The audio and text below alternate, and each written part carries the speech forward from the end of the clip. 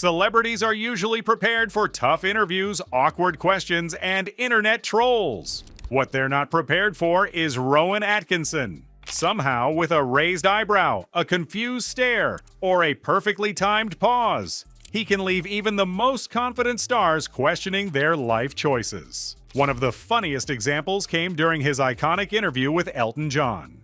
Elton, do you mind if I call you Elton? No, it's fine. Good. Well, Elton. I'm sure the first question that everybody would like to ask you is this. Funny name, Elton. How did you come by it? Well, I used to be in a band, and I wanted to become a singer in my own right, and I wanted to choose a name, and the saxophone player in the band was called Elton, so I chose that name. Did you ever consider John Elton?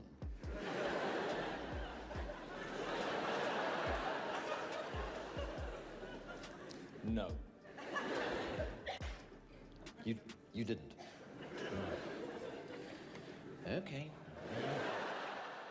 Just when Elton John thought the pun was over and the interview could finally move on with the interview, Rowan Atkinson had other plans, turning the moment into another perfectly timed comedic twist no one expected, especially Elton. Look, do you want to talk about the old songs or not? All right, the songs. The old songs. Your song is a classic, isn't it? Yeah, it's quite popular, yes. Well, there is a verse in that song in which, talking about the eyes of the person that the song is about, you sing, "Excuse me for asking, these things I do. You see, I've forgotten if they're green or they're blue." Yes. What I'd like to know is this. Is it this sort of chronic forgetfulness that led you to forget that Elton is not, in fact, a Christian name at all? It is a surname. And not a very attractive one at that.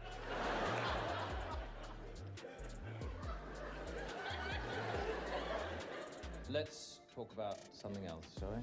Forget the name. All right, Mr. John. Let's talk about being a stage performer, should we? Tell me, do you ever watch other performers and get jealous?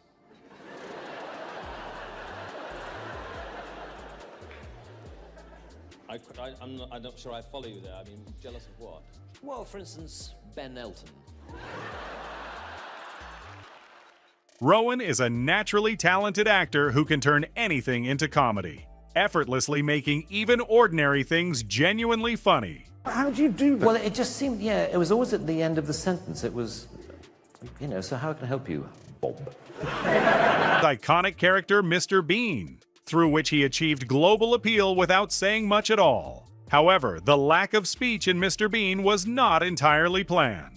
The lack of language really in it means it's so universally loved and accessible. Yeah. Was that deliberate from the start? Or? It was semi-deliberate, yeah. I think it was based on a holiday I had in Venice in 1985 with Stephen Fry, actually. The two of us just went to Venice on this strange sort of 3-week transcontinental tour. And I remember being in Venice, and at the time it was kind of, music of Duran Duran, and I thought, how interesting that so many musical performers will automatically assume an international audience for what they do, whereas comedy performers always assume a more parochial, national audience. Yeah. And I thought, surely, if I have any skill or if I have any interest in visual comedy, maybe there's a way of finding a character which could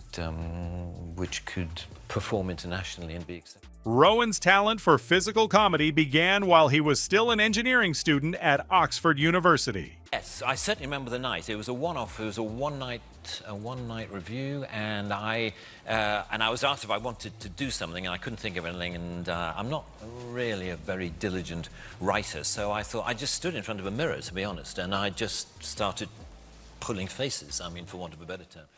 Atkinson also possesses exceptional impersonation skills, able to make people laugh by imitating almost anything, not just characters, but also emotions, reactions, and even objects, with perfect comedic timing and expression.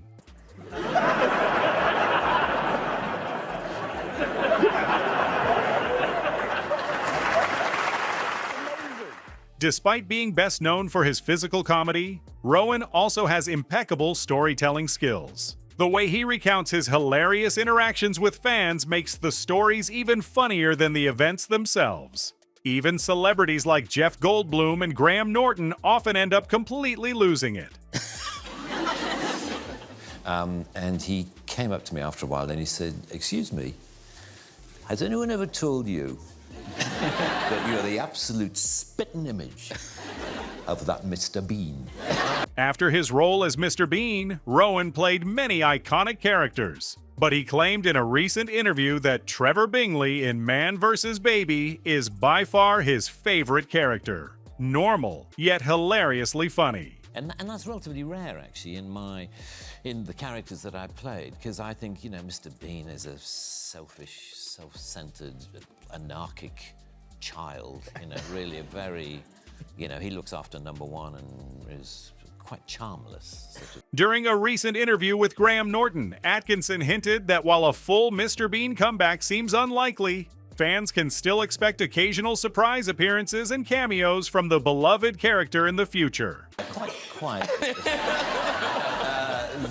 But, you know, you must never say never again. A film, as Jeff mentioned, that I was...